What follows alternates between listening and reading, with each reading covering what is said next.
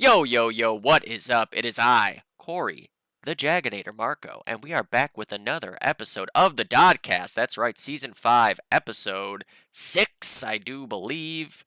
Let me just double check. I literally just double checked, and in my head I'm trying to remember if I saw Episode 5 or Episode 6. It was Episode 5, so this is indeed Episode 6. How fucking stupid can one person be? That is the question. We are recapping Saints, and we are predicting Armory. Which are a couple updated versions of older maps, obviously. In the case of Saints, it's still called Saints. In the case of Armory, it's basically Murderette with a bunch of changes to make it significantly better. It was definitely a fun week as far as the action and the matches went, I'll tell you that. Saints seemed to be a real frag fest. So I suspect the frag of the week will reflect that. I didn't get to submit any clips because by the time I went to submit them, the frag of the week was already 8 minutes long. So that means that there was a lot of submissions, which also is good because it means people are listening when I say, please submit your clips to the frag of the week, which I say quite often, and I'll say it again right now. Please submit your clips to the frag of the week. War Within continues to kill it, and I believe next week it will be Caleb making the frag of the week, and then I think it'll go back to War Within for the remainder of the season of the playoffs. I'm guessing. I just know that Caleb's doing it next week, and then War Within is doing it the week after that. But I'm sure I will be kept up to date on how that's going. In the meantime, we have to watch this frag of the week, and then we can get into everything else that we normally have to get into. I have my balls. The world's greatest energy drink. So tasty, so clean. Let me open this frag of the week. Where are you, frag of the week? There are you.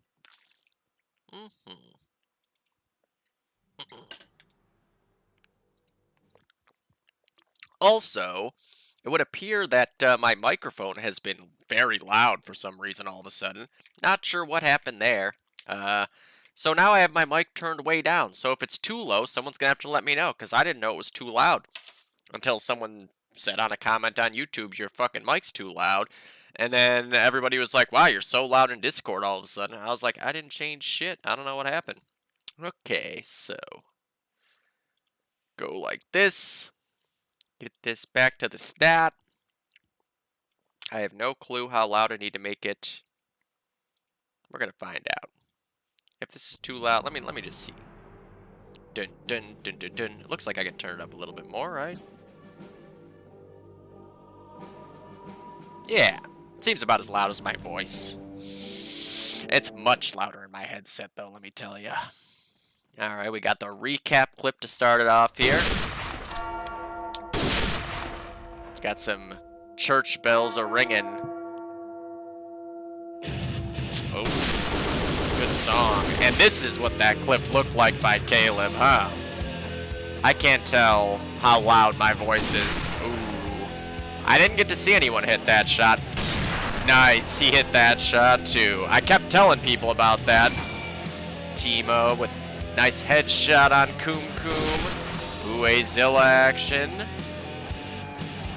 Hey, Zilla's looking like a legit-ass sniper, guys. Yeah, that nade not a lot of people knew about. Go bigger. I was casting this. Timo, and there's gonna be another nade kill, it looks like here. Yes, it is. 2 nades for 3 Called that kills. shit. Oh, here's Dustin. M1 had a real nice game this week, and I'm guessing that Dustin was a big part of that. Already with 3 there. Oh god, those nades flying everywhere. Still going.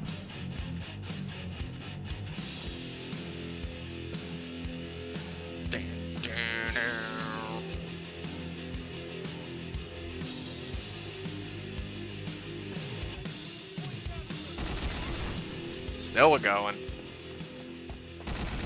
Still going. Jesus, that was like a 7 or 8 kill streak. Got Azilla back at it again. Looks like he had a really nice match. Ooh, got that little glitch where the bullet doesn't make the sound when it fires. It looked pretty sick there. And another one. That's a sick clip. We got now Stark.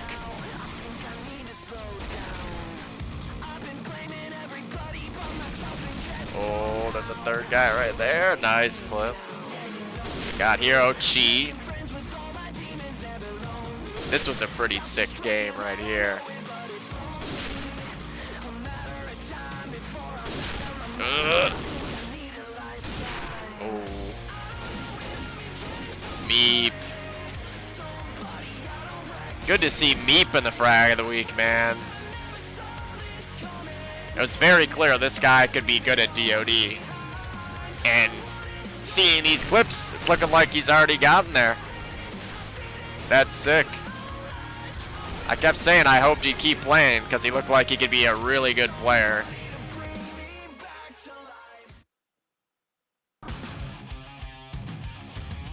Oh, Meep again, too. Nice. I mean, look at this guy's mechanics. For a player that just started playing last season, this is crazy. Ooh, nasty. Red dog.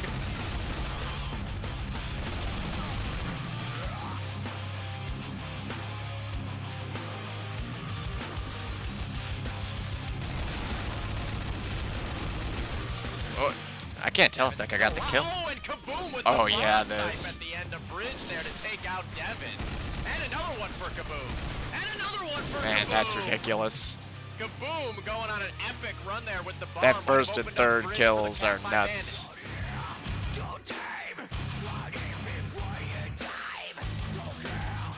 Yeah, he definitely keeps going.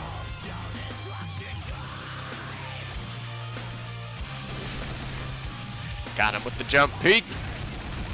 Kevin on the bar.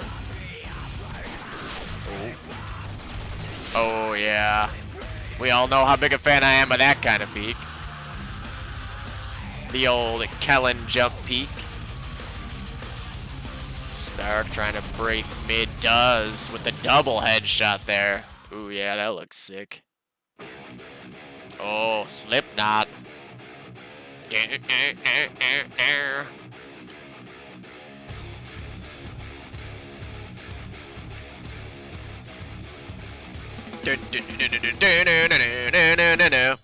Go!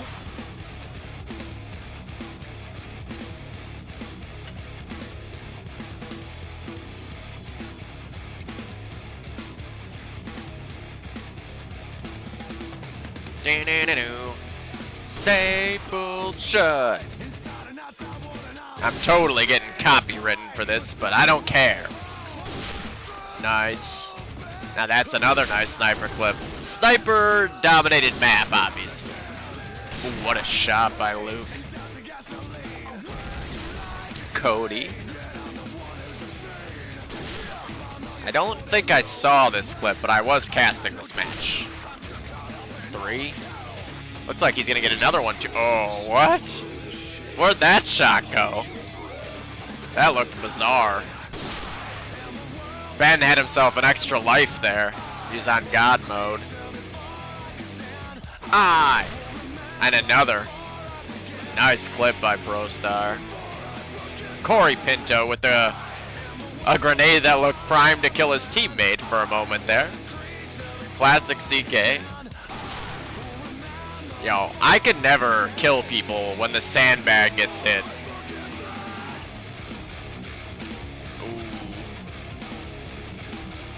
Oh, this is when Justin had the Tommy. I was wondering what happened here. 2, 3.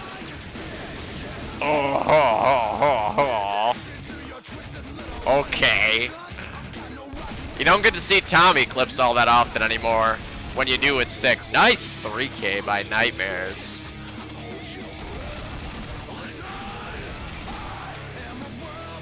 Four.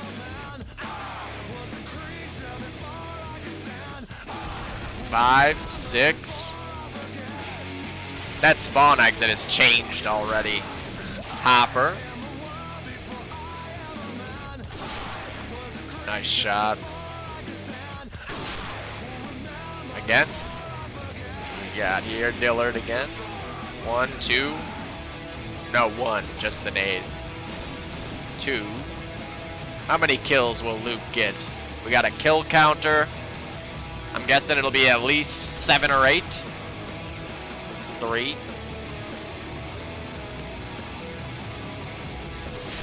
4, 5. That was a double mate.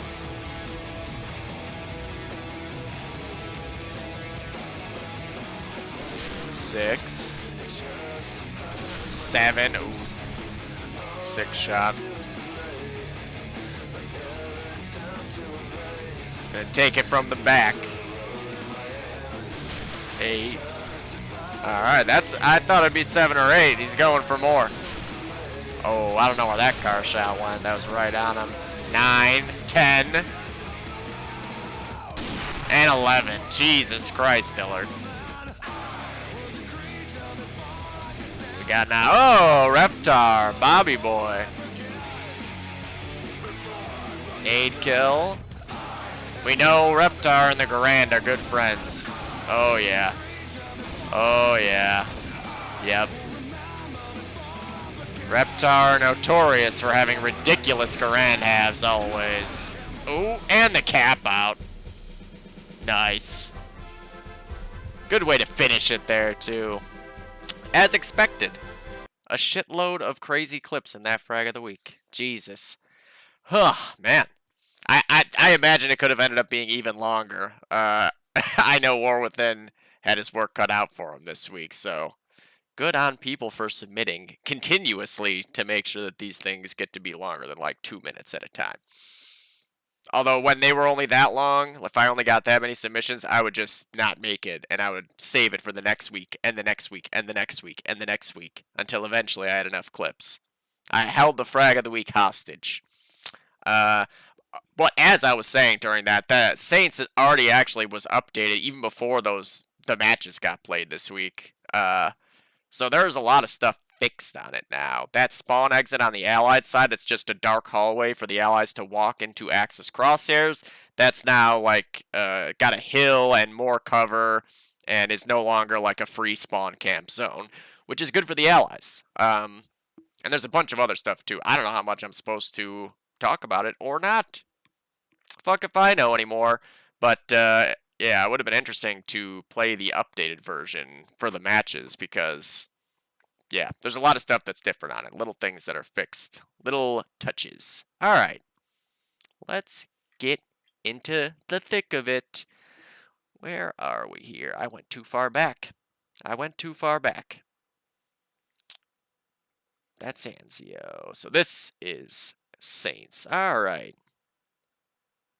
So I did get to cast a couple matches, which it didn't look like I was going to be able to do heading into the weekend. But thankfully, some things got moved around. Some stuff got rescheduled.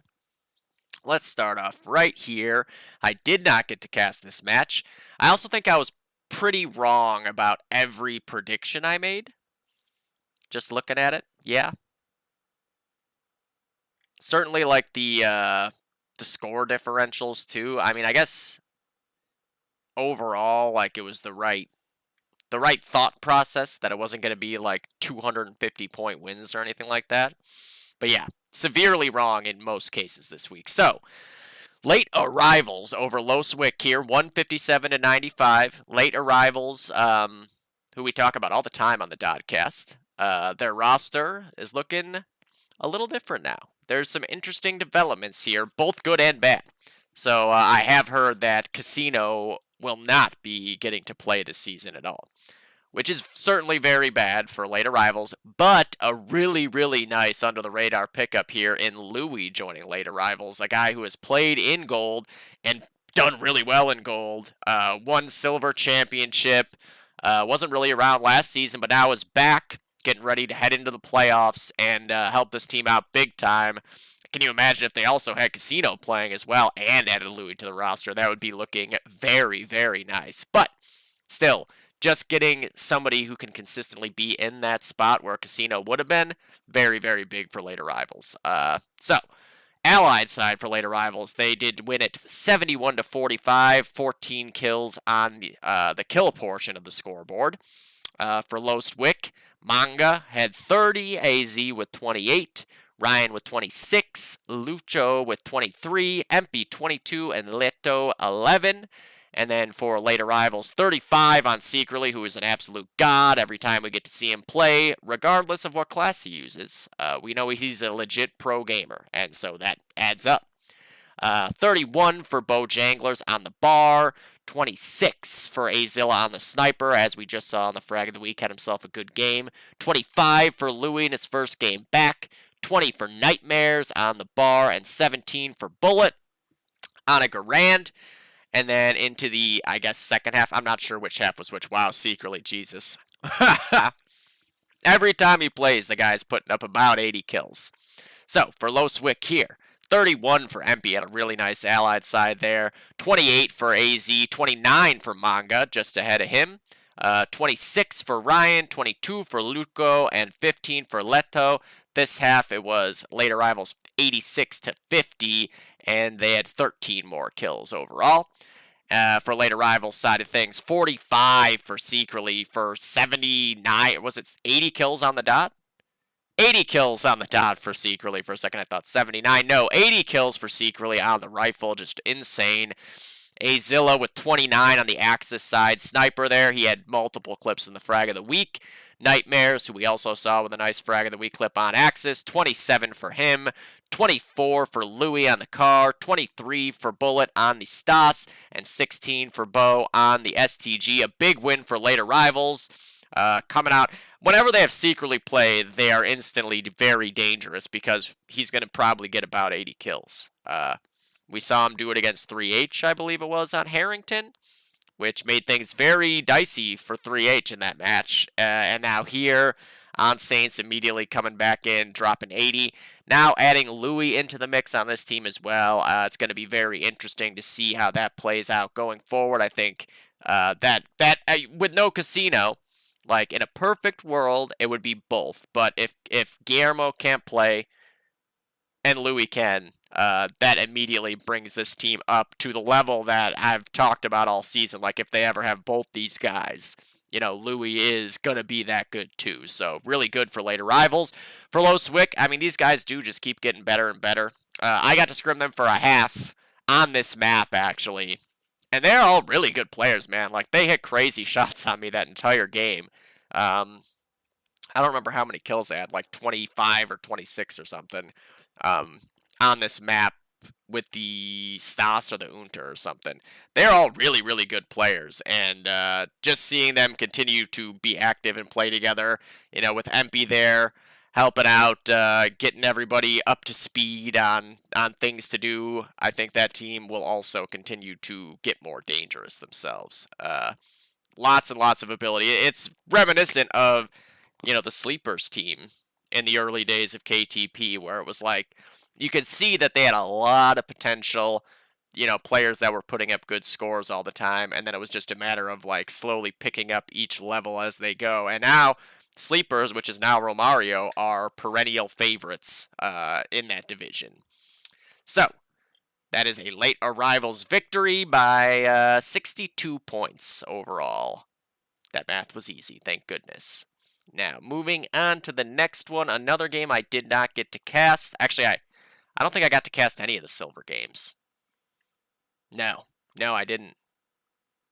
It was only 2 gold games that I got to cast, so I guess it doesn't really matter. I can just go in order here. Okay, so this was the Goose Patrol M1 game, and headed into this game, I was talking about whether PDX would or wouldn't play, and what that could mean here, and I was dead wrong, like, even regardless of whether Brino played or not. M1 gave Goose Patrol all they could handle in this game. As you can see there, a 17-point win for Goose. I know there was a lot of talk about the shitty KTP Chicago server after and everything, but, like, good shit here from M1, man. To keep it close with this team under any circumstances, they're undefeated. This team is not lost. And they have a billion different rosters that look real scary, regardless of who's in and who's playing what class. So, very, very impressive by M1 to have kept this thing to 17 when, to me, I was like, hey, just getting to play against this team and see where you stack up and be able to work from there is very advantageous. And they went out there and almost were the first loss for them. It could have very easily gone that extra 17 points with a couple more lucky things going in their favor or unlucky things going the direction of Goose. In DOD, shit like that happens all the time, where it's just like one guy goes missing, you don't realize it, one nade bounces off the wrong thing and doesn't break a cap, anything like that can make up 17 points. So M1 very much can be holding their head high heading into the back half of the season with a game like this. All right, so first half, it was Allied side for Goose, 107-38, so a 69-point victory there. Very nice. Kill total, they took by 32. On the M1 side, 26 kills for three-sided quarter, 25 for Moosh, 24 for Red Dog, 23 for Alapex, 20 for Meep, and 6 for Joel. We have finally fully confirmed that so many cats and or so many commas is Joel Edmonds. Confirmed. So I don't have to consistently be like, I don't know if that's Joel. I think it is, but now we know for a fact that is Joel. So and the second half here. 10 wait, no, I didn't do the Goose part. I'm an idiot. All right, so for Goose on this half, again, Crawd, 34 kills. I mean, I can check the stats and see, but he's got to be like right towards the very top of silver statistically this season. It seems like he's got 60 kills every game. 34 and 24 with the bar there. 32 for Reptar, always having good Garand halves. I've talked about it for 2 years straight now. 27 and 19 for Nicholson on the sniper rifle. 23 for Bromley. 23 and 17. Nice KD ratio as well. 21 for Zampolik getting in there on a bar. And then 19 for Hopper. And now I can actually move to the second half. So that was a 69-point win. So M1, it was inevitable. They were going to win this Allied side. They did outfrag as well by 11 there. All right, so 34 kills for Meep there, top fragging on Allied side. I mean, I was talking about it during the frag of the week. It was clear this guy had a lot of potential, and just playing the game more and more was going to be able to bring that out. And it looks like it's gotten there, like he looked really good in that frag of the week. You're not going to get 34 kills against Goose Patrol by just like hitting random shots, So that's really cool to see. 30 and 16 for Dustin on the sniper, just a pretty much perfect Allied side sniper half there. 28 for three-sided quarter, 25 for Red Dog, 18 for Alapex, and 12 for Joel. And on the Goose Patrol side of things, it was 29 for Krotz. So yeah, again, 64 kills there. Or was it 63, I think? Let me double check what he had first half. Yes, 63 kills. So again, another week over 60 for Krod on the heavy. 27 for Reptar on the car, 26 for Bromley on the other car, 21 for Nicholson, 18 for Zampolit, and 15 for Hopper. I'm guessing going water there. And yeah, I mean, look how close that ends up being. 17 points. You got to figure that M1 was probably threatening for a good chunk of that half, just given the score. Like, it was probably not just like they held mid and never got pushed by that point. That looks like a half where, like, there was definitely the potential for this thing to go in the other direction on Goose, but Goose was able to hold on against some adversity here. Definitely their closest game of the season from what I can recall. I'll check to make sure that I'm not talking out of my ass, but I am pretty sure. Yeah, that was like 400 points. That was 250. This was 100. This was 190. And then, yeah, 17. So this is by far their closest game of the season. And they held on. There's times where teams feel unbeatable, and then things start to go against them a little bit, and they fall apart because you're not used to dealing with that. When you're winning every game by a handy amount, you have a lot harder of a time adjusting when your back's against the wall. But Goose showed the ability to do so, and that bodes very, very well for them going forward and into the playoffs. Because a lot of the times come the semis and the finals, those games get real fucking crazy, especially in this division. We've seen it for 4 seasons now, where those late stage playoff games, and if it's a best of 3 in the early stage, gets real intense. So good shit there for Goose. Good shit for M1 as well, man. 17 points away from being the first win of the season on Goose Patrol, and that just makes them look more and more dangerous to anyone they're playing going forward now. So that's awesome to see. You love to see as much parity as humanly possible. So very, very good stuff there. On to Romario versus HRG. So Was this the first week? Yeah, this is the first week for HRG here with no illusion. Um, got a couple new players on the roster there. That is NPG Storm. Oh, I was curious. And Nitrox. I said it last week when I looked at their roster and saw the names. Like, I wonder if these are the guys from NPG. The fact that they're both on the team makes me think it is, but I don't know for sure. And look at that. It is, in fact, the NPG guys. That's actually really big. Those are good players and players with invite experience from like going way back. These are guys who could really help HRG push forward and find a new level here. Obviously, no illusion, no aim tech, but it's not like they're just picking up from zero. These are really, really good players that they got in on this team here to take into the second half of the season. So that's interesting. I had no idea if it was going to be them. It was just a theory at that time. So Romario took this game though, 181 to 58. So in this, maybe the first. I just am forever gonna assume the first screenshot is the first half. 56 to 51. Romario takes their Axis side. 18 kills on the scoreboard was their kill total deficit. For HRG, Gandhi with 27, 25 for the other Lacroix brother, Nick, head like a hole. 24 for Storm, 24 and 20. I'm assuming Storm is sniping, as he always sniped in the past, but if I'm wrong, I'm wrong. So he was 24 and 20. The score makes me think he was sniping too. 23 for Nitrox, 19 for G, and 17 for, is it Gene? Is it Gene? Is it Hene? I don't know. Someone will have to tell me because I can't say for sure. And on to the Romario side of things, of course, Rafinha, the boy wonder, PDX Jr., 34 and 18 with the car, just being a stud as always, and his rifle duo partner, LZL, doing the same at 29 and 28. They are one hell of a scary rifle team. And then whoever is on the third rifle, whether it's BLK, who has been great every match he's played, Vanaki, same thing, Lobaton, all these guys that they can put in that third spot are nuts. So that is definitely a major strength in numbers for Romario when it comes to their rifle team. 24 on Man on the sniper, of course, always rock solid. Same for Bud, 24 for him, 22 for BLK on the Stas, and 20 for Matt on the other heavy.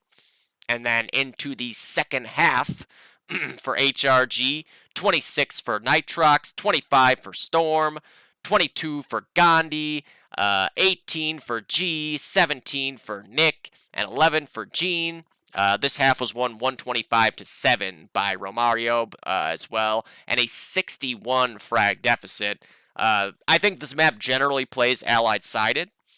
Obviously if your cars and your sniper have like a really nice half on Axis side, you can turn that around in the other direction. And depending on how you utilize the map, like if you're jumping into water off a bridge and just pushing it up to their spawn and making it tough for them at their spawn, to where like you can pick a couple guys off the right routes and there's no mid break, there's no guy covering the second flag, or if you're flooding Broken Bridge, I know is another good way to do it as well, using that side of the map so you're not just getting picked by an allied sniper over and over again on the bridge. But yeah, generally very allied sided. So for Romario, 47 kills on LZL, almost getting to 50 there on the Garand. Absolutely nuts. That's a crazy half on the Garand on this map. Jesus, 37 as well for Man, 37 and 13. Just a ridiculous half there for him on allied side sniping. 28 kills for Bud on the bar, 24 apiece for Rafinha and Matt, and 20 on BLK. Everybody, I believe, went positive there as well. Yeah, which is always, under any circumstances, if your whole team manages to go positive, that bodes really well for obvious reasons. We saw it out of Goose Patrol in a game at least once this season as well, on Thunder, I believe, in particular. So, big win there for Romario. For HRG, it's a fresh start here. They got a lot of roster changes, obviously, went through. But I know that G said in my Twitch chat during the streams on this day, like, they feel good about everything going forward now. Like, they're having fun as a team and everything. And that's the important thing, like, it really is. Winning and all that is nice, but if you're not having fun playing, then there's probably no point to playing a video game, right? So if they're having fun, not only will that just be fun, but it will bode well for their win-loss record too going forward, because just generally speaking, it's really hard to win this game if you're not having fun playing it just to begin with. Like, I've been there a million times. So 181 to 58 for Romario there. Sticking right up at the top of that division, of course, as always. On to the next game here. Another game that I mean, I said I thought it would be, I think I thought it would be like a less than 20-point game here. As we can see, Spicy just coming out and making a statement. 211 to 80 over Nogo. Nogo, who has been right in the mix all season, and a team that I think is a real dark horse to potentially be able to win it all in silver. Just having their right lineup on any given map is just the difference for Nogo when all is said and done. They have so many good players. Just a matter of who can be there on any given day on any given map. So 131-point victory there for Spicy in the first half here. Allied side for Spicy, 101 to 52, 181 to 146 on the kills, so a 35 kill deficit on Nogo. For the no-go side of things, Stark with 36 on the STG, another big STG half for him this season. 26 for Dedro, 26 for Spoon as well on the STG. We know Greg always has good STG halves, and then usually on the bar as well. 22 apiece for Trance and War Within, and Anna with 14. On the Spicy side of things, we got 38 on Dillard. We did just see him get, what was it, an 11 kill streak on Allied side in the frag of the week, so that makes sense. 38 with the Garand, just a bomb half there. 34 apiece for both bars, Twist and Stealth. Obviously, that's tough to overcome when you've got 38 out of one of the Garands, and then 68 kills between the two heavies as well. 30 on Die Life as well, who will be coming up again later in this Dodcast, a guy who's always been really good at this map. Lynx on the sniper here, filling in as we talk about whenever Spicy's missing someone, they got a couple really nice backups to be able to put in there. Lynx filling in on the sniper this time, and going 25 and 24, and then 20 kills for Laura. That was what did I say it was? Yeah, 49-point lead there after the Allied side. But as I talked about, if your sniper and your cars do enough, you can really dominate your Axis side as well. 110 to 28 there in favor of Spicy. We are missing Laura, it looks like, from the screenshot. So the kill total is not accurate. Like, clearly Spicy would have had more kills in this half, having won by whatever that is, 82. Yeah, 82. So on the no-go side of things here, 33 on Spoon. So 33 on Spoon, 32 on Stark. A really, really nice effort by the heavies here on no-go. 30 on War Within as well. 22 on Anna. 20 on Dedro and 18 on Trance. And on the Spicy side, 41 kills for Dillard. Luke ends up with 79 there. Just a crazy game. 39 on Matt as well. So he had 69. Nice. Just the cars wreaking havoc. You know, like the bars for no-go here have 65 kills between the two of them. Great fucking half out of your heavies. But what are you going to do, man? When you got two cars combining to drop 80 kills in the half, like, it's too much to overcome on a rangy map like that. You know, you're not going to be barring out, like, across a map the size of Saints. It's going to be very rare that you are killing the car when you're the bar and that car is having a game like this. It's just tough to overcome that way. So man, what a game there by the dynamic duo of Dillard and Die Life. 26 kills on Stealth on the STG, 24 for Ryan on the STG as well, and 17 for Lynx on the Sniper. And yeah, I mean, Spice, like I said, making a statement there. No-Go has been really, really good this season. Really, really good. Obviously beating 3H last week in particular, 477 to 252, a really big win. And then come back this week and run into the Spicy grinder. You know, Spicy just continuing to prove dominant and in trying to go forth and get into those finals and try to win that ring. So that does it for silver, I believe. Yes. on to gold. Where to start? We can just start with my match for gold. So it was Thunder and Clinic. I always talk about how much we love Clinic. They are just the best fucking guys. They were also waited for us for like who knows how long as we tried to get 6. We had a 6 that was supposed to be there at 7:30. Didn't end up showing up until 9:15, and then just couldn't play anyways. So, Clinic could have easily told us to like just start with 5 or whatever, or fuck off. But they're really good guys. They would never fucking do that to anybody. So 177 to 65, we took that game. I believe our Axis half was first. Yeah, okay. So Axis side, it was 88 to 25, 186 to 132 in the kills. As you can see there, Jules had 50 kills with an STG, which I don't understand how anyone gets 50 kills with an STG ever. But for Clinic, 34 for Vic, always going to have strong games. Doesn't matter the map, doesn't matter the route. Really, you can just say that about any of these guys, really. Like, they're all such good players. I swear to God, every time you die against Clinic, it feels like you got hit by a highlight reel shot of some sort. But 34 for Vic, 25 for Insom, 21 for Carp, 20 for Tom, 21 for Sam as well, and 11 for Suave. And then for us, 50 for Jules on the STG, 43 for me on the Sniper, 34 for Tox on the car, 28 for Dorito on the other car, 23 for John on the STG, and 8 for J-Rod on the Unter. This half, it was one of those things where, like, Clinic came out and put it on us for the first, like, few minutes, where I thought that they were going to end up being the first ones to get mid. And, like, I think they even got Candy out of water at one point and got, like, 3 kills or something immediately, to where it was like, are they going to cap on us, like, immediately? I think we had, like, a miracle mid-break, though, and then we're able to be the first ones to get mid and kind of, like, take it from there. But it was a 63-point win this half after all was said and done. So it was very much still up for grabs. Then going into the Allied side, it was 89 to 40. 170 to 137 were the kills. This half, it was, a lot more back and forth. I know at one point we got a cap out. So, like, if you remove that cap out, that's like 49 to 40. That sounds more like the half that this was. Like a very, very close half, because that cap out was very out of nowhere.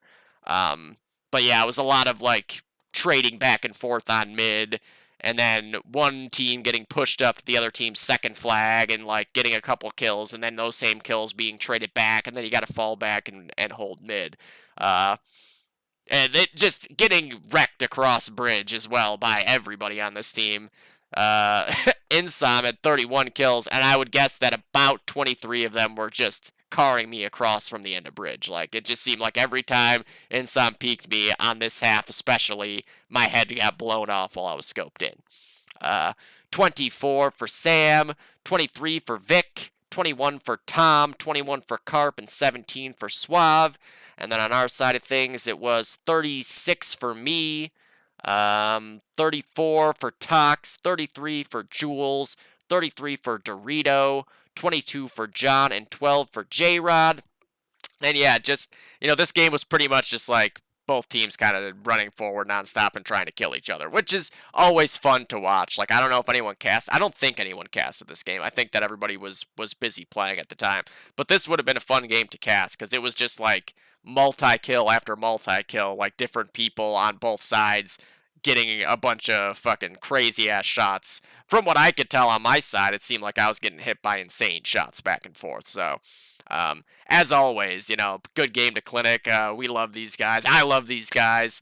And, I'm sure we're going to have to run into them again at some point going forward. We got, the 3 ranked games left and then playoffs. So I have no doubt there will be another Thunder Clinic game where there'll just be a bunch of crazy shots getting hit on both sides of things. I'll do that game last, actually, because that game was crazy. So, Bandits and Over here, this was the first game of the day on Sunday. Bandits win at 152 to 89. I feel like it felt even closer than that, but still, 152 to 89 is a pretty close game. when all is said and done. Over, I know we're very much in it right up to the end. So this is the first half here. This was Allied side for Bandits, 91 to 40, 157 to 128 on the kill side of things. For Over, it was 25 kills for Saka, 22 for Caffrey, 22 for Devin, 21 for Kumkum, and 19 apiece for SC and Mata. And then on the Bandit side of things, 33 kills for Milo, 31. This is the story of this game basically for Bandits was the old DPK guys, right? You had Milo with 33, Justin Lynch with 31 on the sniper, and Kaboom with 24 on the bar, including that ridiculous clip that we saw on the frag of the week from his Allied side, and I'm pretty sure he had one on Axis side as well. The three of them just were all over the place, man. Timo also 23 and 15 going water, just making maximum value out of his grenades, as we also saw in the frag of the week. Taylor with 23 and CK with 23, just 23 between the three of those last guys there. Just an all-around team effort from Bandits, obviously. As always, this is generally the way things go with this team. They're all such good players. Like, it's very rare that there's just like one guy carrying this team. Regardless of the lineup, they have basically however many players they have, however many combos you can make out of 9 or 10 players or whatever. That's how many scary lineups they have. There's not really a weak potential lineup that they can put out there. Everybody on the team can pretty much play any class too. With obviously Justin Lynch being potentially the most dangerous player in that regard, where you can see Justin Lynch top frag in all of gold any week on any class. I know he's been the MVP the last 2 Bandits casts I've done on the sniper rifle, and I think was the MVP in a previous week on the heavy, maybe? Or maybe that was on Harrington. No, he sniped on Harrington. But yeah, we've seen him be the MVP on the heavy before as well, so just goes to show you. On the second half, though, 61 to 49, this was a closer half, and Over really looked like they might be able to pull it off. It got to a point where they needed 2 caps. That was really the problem. If they had only needed 1 cap down to the very end of the game, like, they were very much in play for that entire, second half of the second half. But eventually the ticks added up against them. It's a slippery slope with ticks sometimes in this game where, like, in your head that it's adding up and, like, it's getting to the point where, like, oh shit, we might have to cap twice now. But it doesn't really fully register in the heat of the moment, right? We've all been there many times before, dealing with counting ticks and, like, can we just hold? Do we have to go for a cap out? Because that can potentially be devastating. Like, you can go for a full cap when you don't need it, and then potentially lose all the map control you have, and then lose the game by ticks when you could have won just by not sending 6 guys after a flag you didn't really need. But in this case, it was just Bandits did a really good job of defending, on breaking mid caps in particular across both halves to where there could have been a bunch of ticks made up just from that. And then just generally, good team play out of Bandits all around. As I take a massive swig of balls at 8 o'clock at night, which will surely be regretted later. Undoubtedly. I just want balls to sponsor me, right? Right, little ballsy? Oh, it's fine. Anyways, so on the over side of things, Saka again, good half here with 27. 24 for Devin, 24-19 on the sniper rifle there. 21 for Caffrey, 19 apiece for SC and Kumkum, and 15 for Mata going water. And then on the Bandit side of things, 35 kills for Justin Lynch, top frags. Overall, as I said, this is very much a sniper map with the big, giant, rangy, central bridge and everything. And, like, in most situations, you are taking long-range fights to where having that scope is always an advantage. But 35 and 23 for him there. CK, 32 and 26. Multi-kills coming out his ears throughout that half. Had, I believe, like a 5-kill car clip at one point that ended in a TK by somebody. Milo! Ruined his mutiny clip, he said out loud in MM1. That was a ridiculous clip regardless. Really, really good half there from CK on the car. As I said earlier, 29 and 17 for Kaboom on the STG as well. Chris, without really having to practice much in this game, continues to, whenever he plays, be an impact player. 23 apiece for Milo and Timo, and then 16 for Taylor going water. Water on this map, it is very much like the train route. I just think there's more reward when you reach the end of that route, right? Like in train, you make it to a spawn, but it's a spawn where like usually you're only going to get 1 or 2 guys going out that way, and it's much harder fights to take. On this map, you get out of water, you make it to a spawn, and it's like very favorable fights. And in the updated version of the map coming out allied side, I think it'll be harder for you to be naded to get you out of that pushed area there by the car. Certainly on your Axis side pushing out, you're not really at risk of being naded. It's more the angles that like snipers can take at their spawn. But yeah, like if you can get pushed out of this route and get just a little further, way more fun than getting out of train. Way more advantageous. It's just the route itself is a little bit more of a slog. So that was 152 to 89 for Bandits. Over. That was a big game at the top of the gold division as well, I know. Let me just look at the standings there. Yeah. Okay, so Bandits, that game was going to decide who was the 1 seed heading into these ranked games. Bandits at 4-1, Over now 3-2, and we're also 3-2, but have the tiebreaker because we beat Over on Railroad 2. So yeah, there's a lot on the line in that game right there. And then on to the last game. This was the last cast of the week, the last game of the week, and you could definitely say it was the match of the week all around, both, in particular, and how it all played out. Gray Hair Mafia, 130 to Chilled Skilled, 129. Just let that sink in for a second, that 1 point, right? 1 point, and let me tell you how that 1 point happened.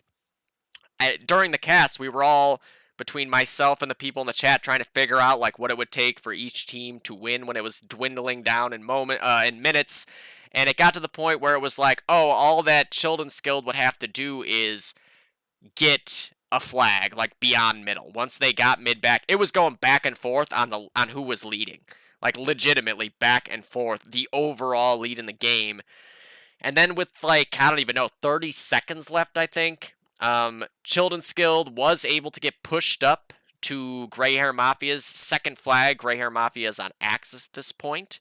They get the 2. Here's the problem, and what didn't really sink in fully to me at the time, but Blender was talking about it in the chat.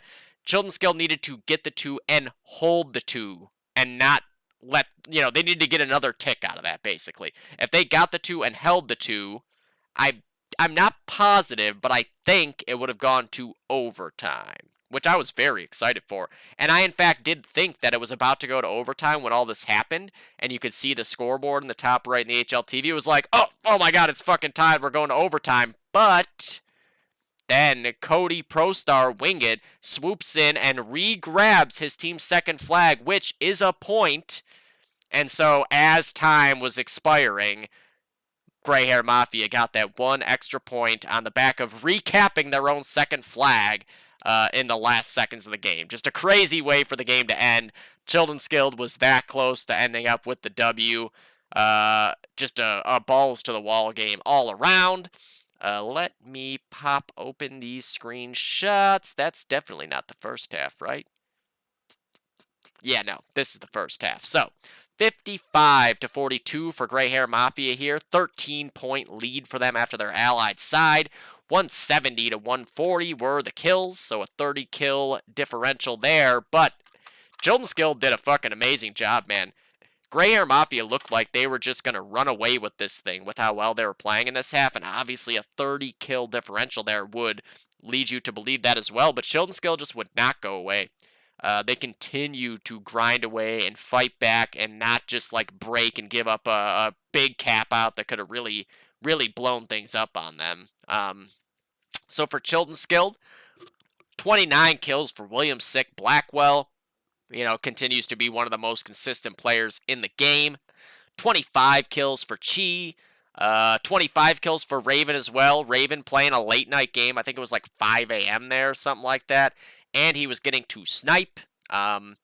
He really looked good across both halves of this game on the sniper rifle. Matt Vazana, Die Life, the designated ringer, it would seem, for Chilton Skilled with 23 kills on the Stas, I believe it was. I don't think he had a car. No, he did have a car. Matt Card, Ben was on the Stas.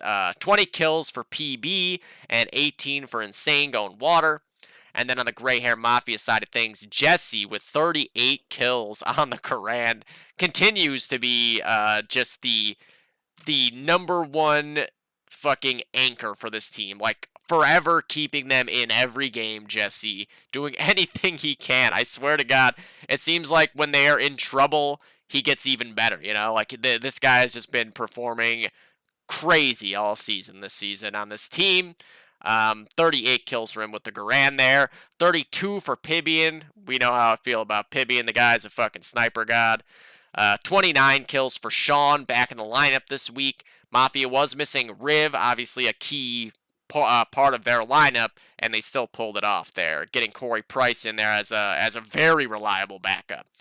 29 for Sean, 28 for Corey. Speak of the devil, played great in water. He was going water, and he was making the most of that reward at the end of the route. You know, for players like Corey or like myself, where your biggest value is not really like necessarily in having a sustained like number of kills every life. It's in those lives where you go off for like 6-7 kills at a time, or your ability to just grab 3 in an instant. You know, like that's what Corey was doing in both halves here, just really being a nuisance for Chilton Skilled, pushing their second flags from out of water. Multiple 3+ kill streaks going on. I think he had like a 7 kill streak at one point in this half. A couple fast 3Ks as well.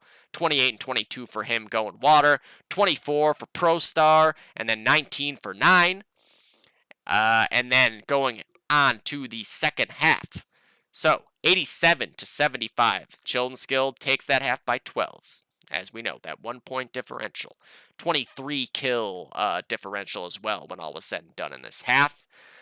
For Chilton Skilled, Matt Vazana, man, 36 kills for Die Life on the Garand, just was a machine. In this case, it looked like he was going to will Chilton Skilled to a fucking victory just on his back for a while there, just going crazy with the Garand.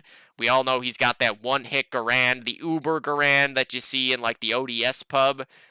He just tears heads off. But he doesn't even have to. He hits you in the chest for 100, man. I swear to God, his Garand is more powerful than the average Garand. 36 and 29, just a great half for him there. 29 for PB, and Justin, he was not hesitant about whether or not he was feeling the rifles and being willing to just switch off and go on to a Tommy and an Unter, and it paid off every time. We saw in the frag of the week that 4K he had with the Tommy pushing out of water, just ridiculous fucking clip. That takes a lot of balls to do, because, like, I know for me, I'm having a bad game. I'm like, well, maybe if I just keep pushing with the car, with the sniper, with the bar, whatever, like, maybe eventually I'll break through. Sometimes you just aren't going to have it that day, you know? Like, it's just shots aren't hitting for you on whatever class you're playing, and switching to something else is exactly what you need and exactly what the rest of the team needs, and that proved to be the case here for Chilton Skill, because when Justin got on the Tommy, he started getting multi-kills all over the place. The Tommy can be very, very deadly in the right hands. A guy with his aim is going to be hitting a lot of heads across the map with that gun. And as you can see there, 29 kills for him. Second leading the way there for Chilton Skilled. 28 for William Sick Blackwell. 26 for Chi. 22 for Raven. 22 and 15. Another good sniper half for him. And 16 for Ben Riopel. And then on the Gray Hair Mafia side to finish things out, 31 kills for Sean there. Obviously, Sean is as reliable a player as you see in this game. 60 kills for him overall. Again, you pretty much can set your watch by Sean getting 60 kills every week. Speaking of which, Jesse with another 28 kills there to top frag for them. Doing everything possible to win that game for Gray Hair Mafia. Their rifle team is very, very scary as well at all times. You know, like a Sean, Jesse, and Corey rifle team, or like if you have Booten play as well. You know, like there's just so many configurations of that rifle team that are very scary. Speaking of which, 26 kills for Corey Price, as I alluded to earlier. So the 3 rifles were the 3 top fraggers on the Axis side for Grey Hair Mafia. 18 for Pibian, 16 for ProStar, and 15 for 9. And all in all, a big, big win there for Grey Hair Mafia. 130 to 129. Just making that gold division even more fucking up for grabs, man. Like, it's just all over the place this season. Bandits 4-1. Thunder 3-2, Over 3-2, Grey Hair Mafia 2-3, Chilled and Skilled 2-3, Clinic 1-4. Grey Hair Mafia has beat Bandits and Chilled and Skilled. Chilled and Skilled has beat Thunder and who was their other win? Chilled and Skilled beat Thunder and Clinic. Yeah. And then where's the standings again? Clinic beat. Where is it? Clinic beat Grey Hair Mafia, right? And then we know Bandits obviously lost to Grey Hair Mafia is their one loss. We lost to Bandits and Chilled and Skilled. And Overs lost to Bandits and Thunder. Like, everybody's just beating everybody at this point. And even with Clinic, like, Clinic we already know has beaten us as well before. Like, this is a very wide open division, and I think a lot of shit going into the playoffs is going to come down to map and who is available for each team, because there's a lot of sort of rotating lineups all across the division here this season. Like, I think, obviously, Clinic has, like, the most consistent lineup here. They generally have the same 6 players going. After that, maybe Grey Hair Mafia having the next most consistent one, but even for them, they've had like a couple different 6s get rolled out depending on who's missing. And then after that, like us, Chilled, Over, Bandits, it's all been very dependent on the week and the day and the time who's going to be there for each team. So it's going to be very interesting to see how this all plays out going forward in the Gold Division too. Which is fun. That always makes the game more fun. This week, ranked matches make it even more potentially up in the air as well, with teams that are close to each other in the standings having to go at it. Oh, okay, so I did all that in under an hour. Maybe there's hope for me to make this under 1.5 hours. We did miss one match in silver, because 3H has yet to play their match against Saab. They will be playing this weekend. I think they've got a double header Sunday, so that helped me keep it under an hour. I definitely would have been able to talk for another 5 minutes there if there had been another game to do. So, moving on to the next week. Where is my little thingamajig? There it is. Okay. Let me get this bad boy open. So, first off, just a little update on the stats as Chi showed me. You can see down here at the bottom a nice little collation of the stats where you have the top KTPR, of course, right? And then you have the top 5 KD ratios. Then you have the frags per match, right? So, like, it kind of...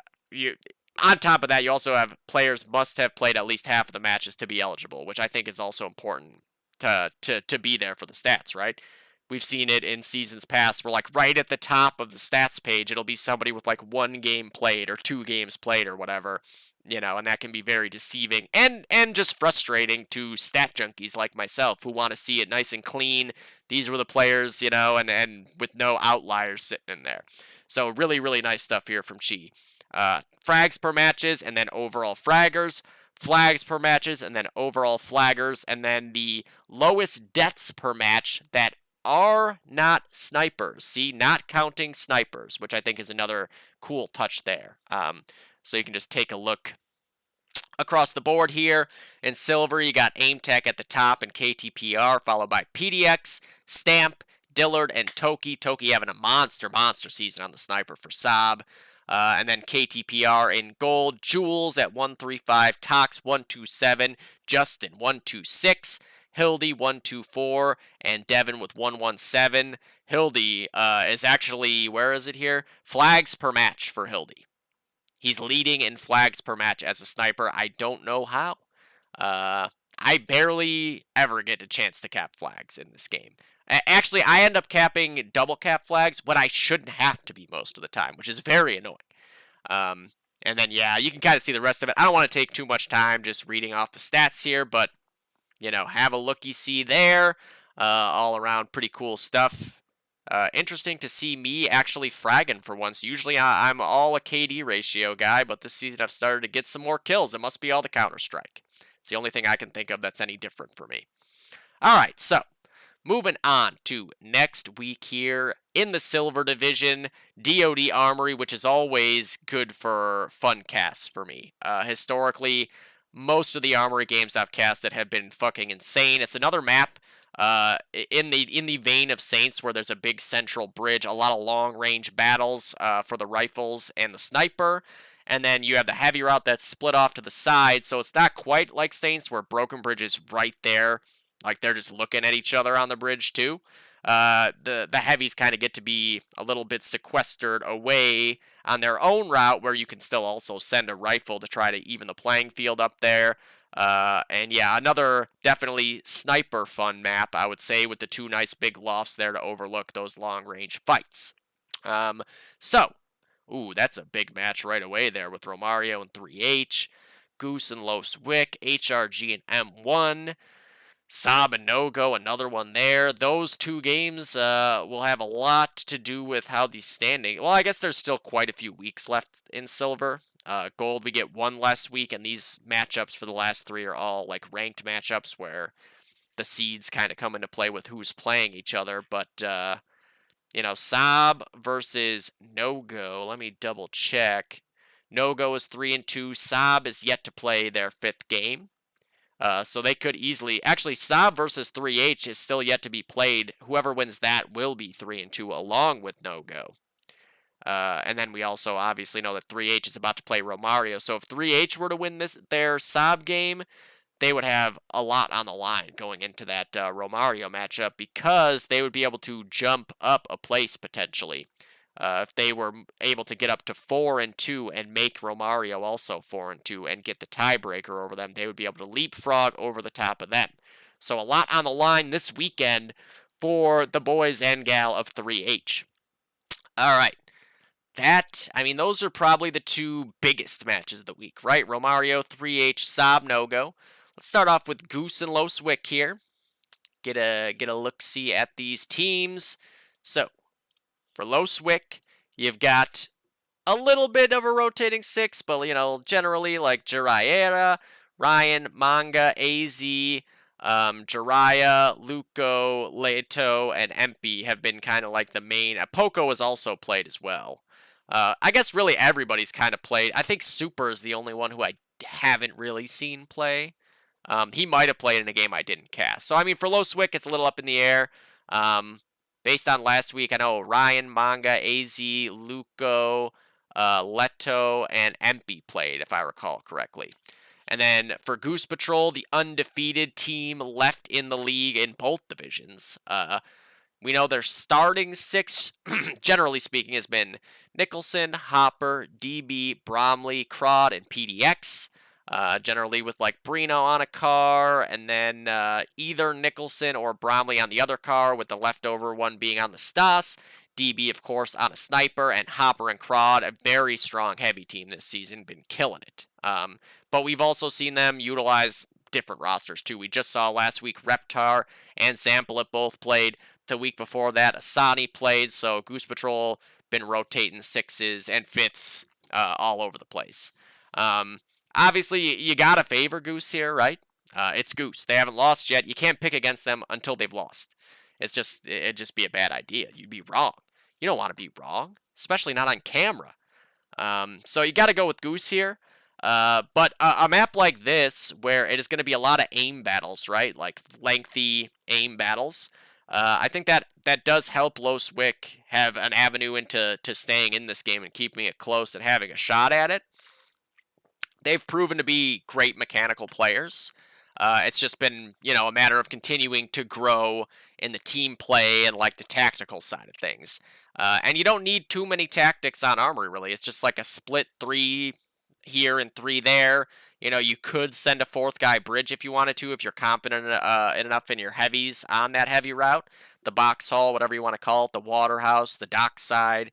I call it a million different things throughout the course of any given scrim or cast. Of course, the sniper battle will be a big one here. DB is always fun to watch on the sniper, especially on a map like this. Um, these are the kind of maps that cater to him. He's really good with his flick aim. You're dealing with a bunch of different angles, much like Thunder. At all times, it's like on Saints, you can be dealing with a bunch of angles, but usually you're able to isolate it down to like 2. Whereas on this map, you're up in a loft, you got the whole bridge, the other loft, the dock side, the Susie side. This is a map that I think caters to Ryan's strengths on that sniper rifle, and nades are a big thing, and we know Brino's got them nades for days. It's going to be an uphill battle for Loswick for sure, but this is another week where it's just a matter of growth for them and trying to get themselves up to the maximum level that they can before the playoffs, right? And I suspect that they will. They've been very, very committed to trying to get better. Again, much like Sleeper / Romario has always been. That's very much who Loswick reminds me of, with all the potential in the world right off the bat, and just kind of working on finding their footing as an actual team as they go forward until eventually they will break through and break out. But for this week, Goose, that's a tough ask. You got to take Goose here, say by 90 to 100 points. It's a single double cap map, right? So it's not 60-point cap outs or anything like that. No, the extended cap doesn't count as a double cap. So I believe it's 60-point cap out or 40-point cap out. So yeah, say like 2.5, 3 caps. But we just saw last week M1 against Goose. I think I said Goose would win by 100 or something there, and M1 almost was the team to take them out for the first time this season. So don't bank on anything. All right, High Rollers versus the aforementioned M1. I do want to look at the standings and see where everybody's at here. So M1 is at 2-3 now. Late Arrivals 1-4, Loswick 1-4, and High Rollers looking for their first win. All right, get back here. So for the M1 side of things, they've had a pretty consistent roster as well this season. I think it's really just been the 6th spot that's been a little more up for grabs. But you've had Alapex, Dustin, Joel, 3-sided quarter, Red Dog, and Meep. Generally speaking, that has been the 6. We just saw maybe potentially Meep's big breakout game in DoD 1.3 last week. It sure looks like it from what I could tell. Okay, and then on the HRG side of things, so new look HRG here. The lineup they put out there last week was G, Head Like a Hole, Gandhi, Nitro, Storm, and Gene. We've also got Blender and Faraday on this roster now as well. ARG, who whenever I've seen him play has looked great, and Dulamus, who historically has always been a really, really good rifle in this game. So a lot of options for them in the lineup, and another team where it's just going to be a matter of putting the best 6 together, I think, week in and week out. This is another sniper-dominated map, which immediately moosh on M1, right? You got to figure that's going to be very helpful for them here. And then as well, with the aim of Meep, man, just looking at how he played last week, that could be another big difference maker for M1 coming up in this week. On the HRG side of things, though, of course, Storm, who's always been a really good sniper. Not sure how active he's been lately, so he might be still shaking some cobwebs off. He's going to need to be able to try to hold down Dustin as much as he can. Gandhi, of course, with the rifle. He's played maps like this forever and ever and ever. Just a very, very strong aim player. Same with Nitro. These are guys who have really, really good aim, and a map like this, that can be really the most important thing in a lot of ways. You just got to jump on a double cap on the heavy side, jump on a single extended cap, and then it's all out aim battles across the map. To me, it's you need, obviously, there's 2 routes, right? You can't have one route really lag behind and have the other route, do all the heavy lifting. But in particular, that bridge is super fucking important. If Storm and Mike and Nick can really, hold on to bridge and find a way to counter Dustin and Meep and everything on the M1 side of bridge, that could be their way in, I'm leaning towards M1 here. But I think this could be another one of these vintage Armory games that we've seen the last couple seasons where, it's coming way down to the wire. And I could absolutely see HRG getting their first win of the season this week. just based on their spirits after last week's loss. Like, they all seem to be in high spirits, feeling better about things going forward, having their roster kind of like set up the way they want it to be here, and everybody feeling much better about things, you know? It's one of those things where sometimes, like, you know, even losing good players, like, it just, sometimes certain players don't fit with certain teams, you know? It's just a butting of heads. I've been there. I've been that player on the wrong teams, and I've been that team with the wrong players. Like, there's times that players just don't fit in with the other guys around them. And it seems like for HRG and for obviously 3H and getting Illusion, like, it was a better mix for Illusion with 3H, and for HRG, it's a better mix with this group of guys. And that's really what matters, right? That everybody's having as much fun as they can have. Since it's fucking 2024 and we're still playing this goddamn game. I'm going to go with M1 by 36. One of these days, I'm going to get this random number selection right, I'm telling you. I forget what numbers I say every week. I just start writing them down. I feel like I've gotten them right before, but we just didn't know it. I'm going to say I've gotten it right 4 times before. How about that? But yeah, I'm going with M1 here. But there's a lot of potential for HRG to win this game. It's just going to be a matter of who's playing, and then just like, can they have like a really, really strong game out of a couple of guys? And then also, obviously, you know, Moosh on this map is going to be a big obstacle for anybody. HRG is going to have to be ready to deal with a sniper like that who's able to just lock you out. You know, like, he's not going to miss too many shots. He's going to hit some fucking crazy shots, and he's probably going to go like 35 and 15, you know, or like 30 and 10 or something like that. Like, he's going to have a crazy score and make it really fucking hard for you to get any map control on that side of the map. And there's on this map, there's not exactly like nades to be throwing to get a sniper out of a tiny window across the map, you know? So that's something that's going to need to be dealt with. But HRG certainly has the tools to do that, you know? So it's just going to be a matter of, I guess, maybe even who gets to practice a little bit more this week. Things like that can. Oh my god! Oh, something just blew up in my ears.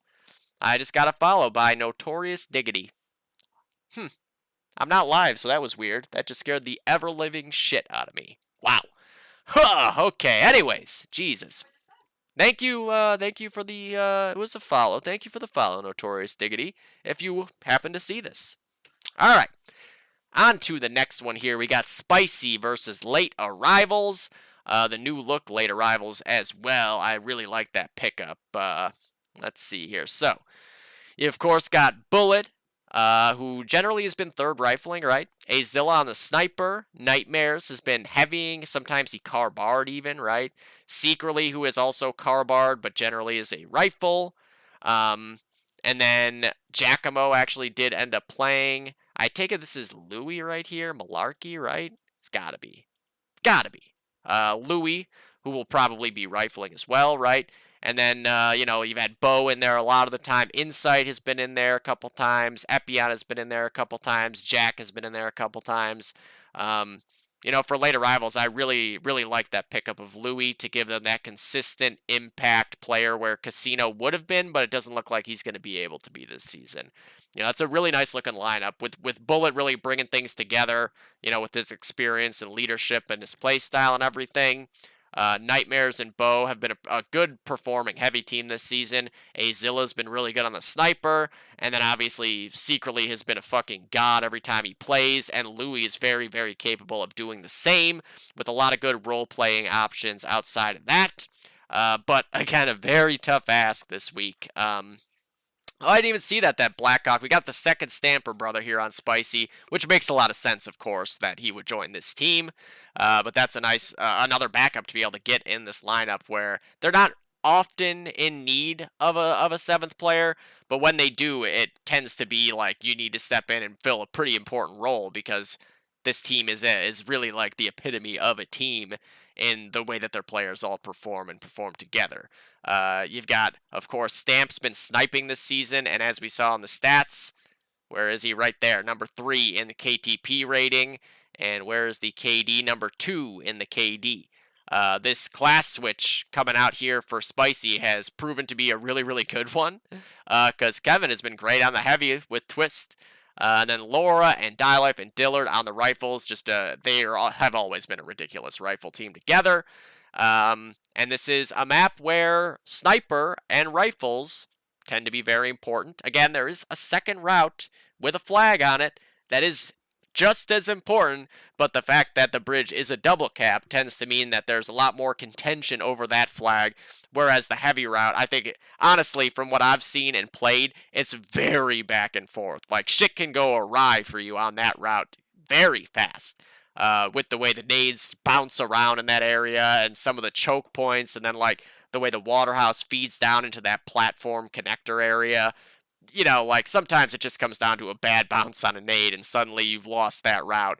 And since it's just a single extended cap, that can go back and forth in an instant. But that bridge battle is the really big key here. For late arrivals, they've got guys that can try to contend with that team of Spicy, right? The Laura, Life, Dillard, and Stamp team that'll be on bridge.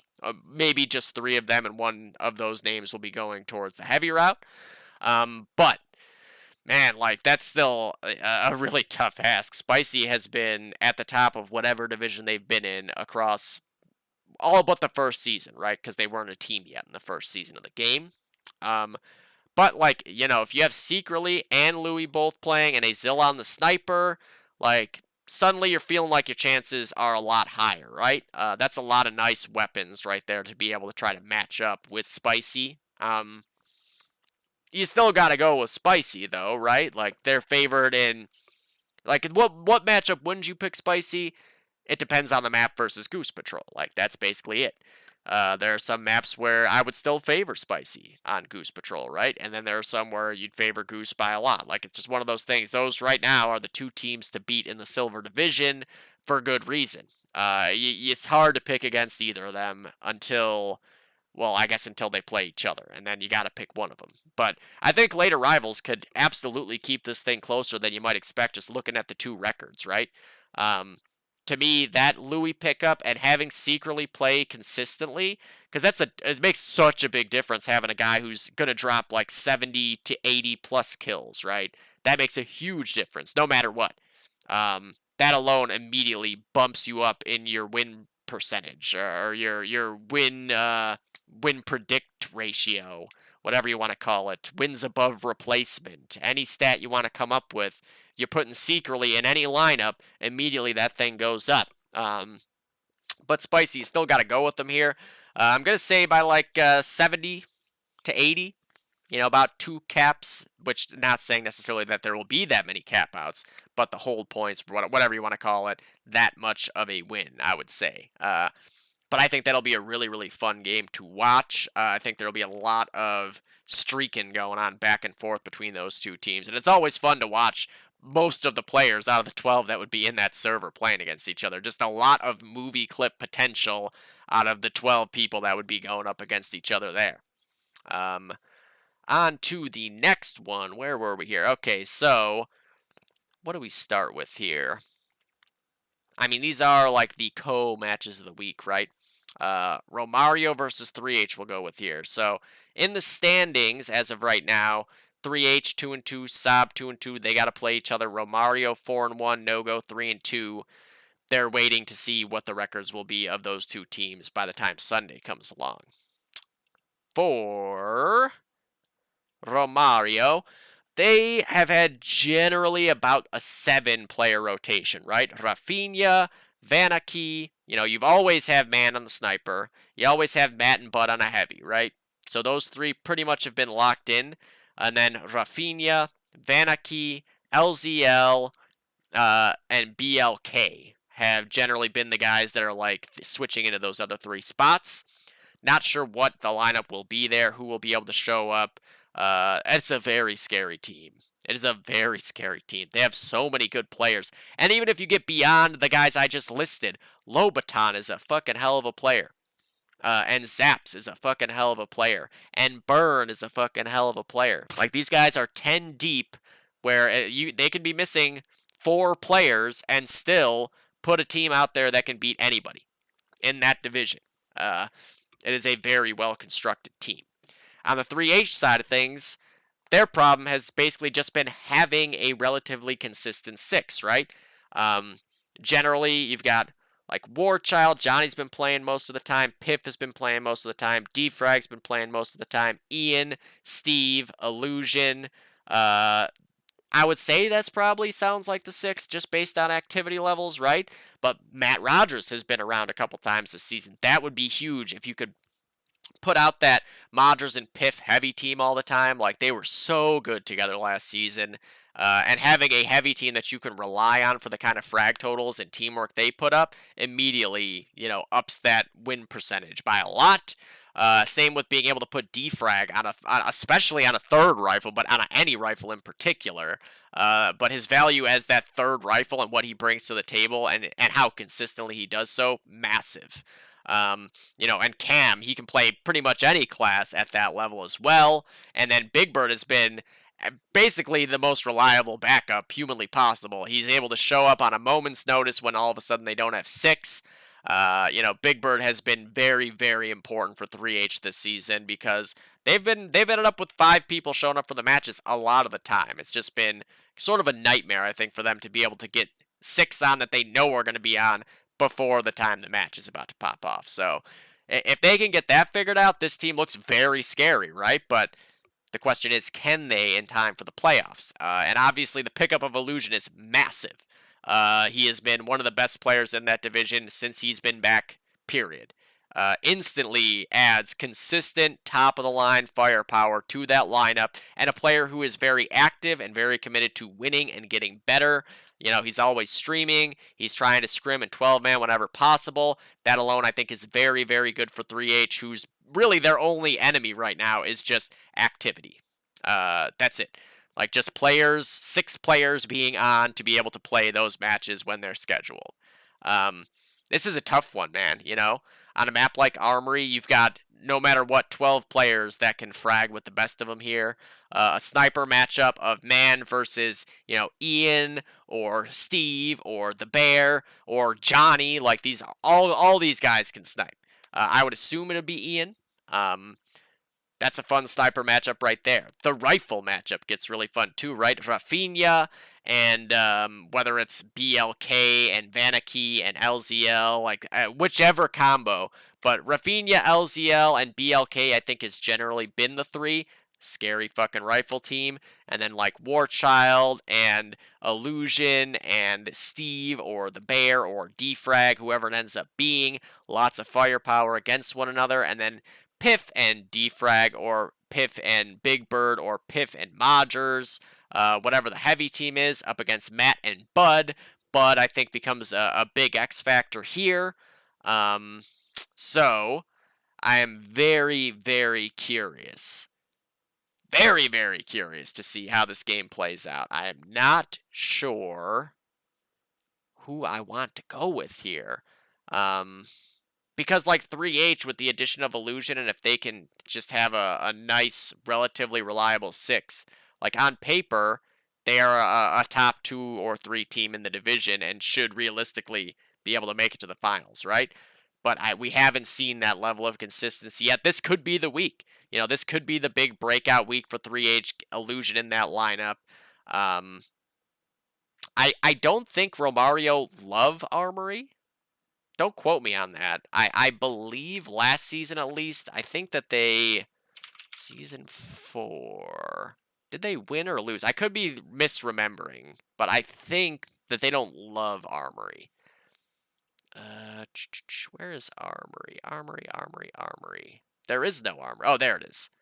R11. Yeah, No-Go beat them on Armory last season. So they don't love Armory. Maybe they've worked on getting to love it more by now. I don't know.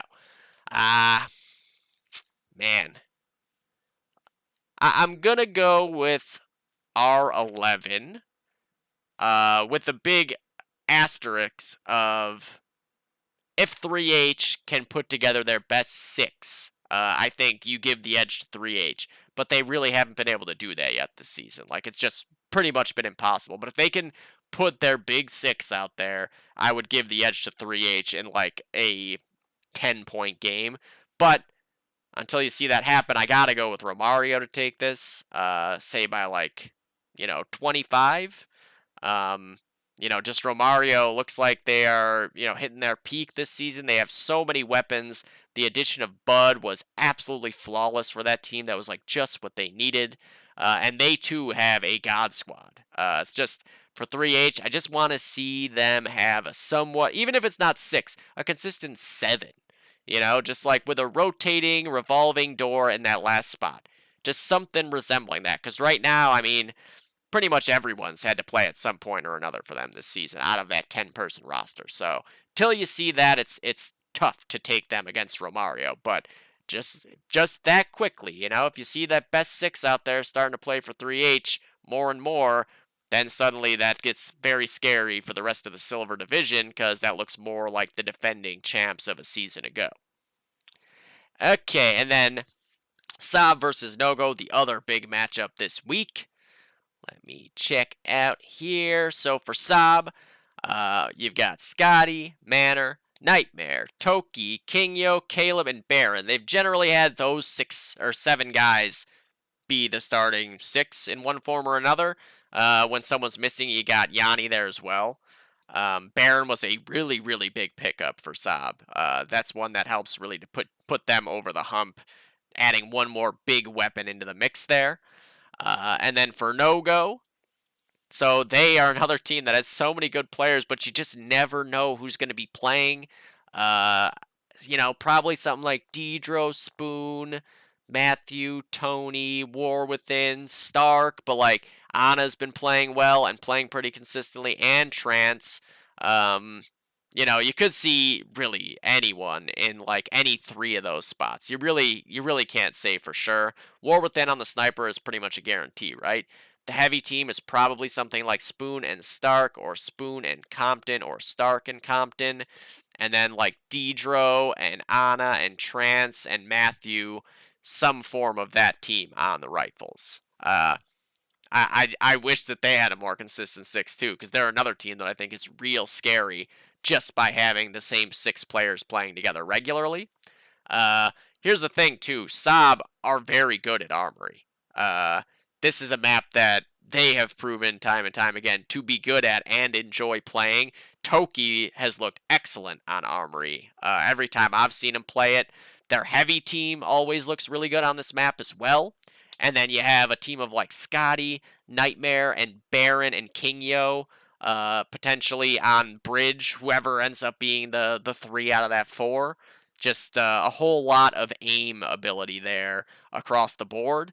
I'm inclined to go Saab here by like 60 points. But if Nogo has the right 6 out there, that gets much, much closer. And then depending on which 6 it is, you could see that swing back in their favor.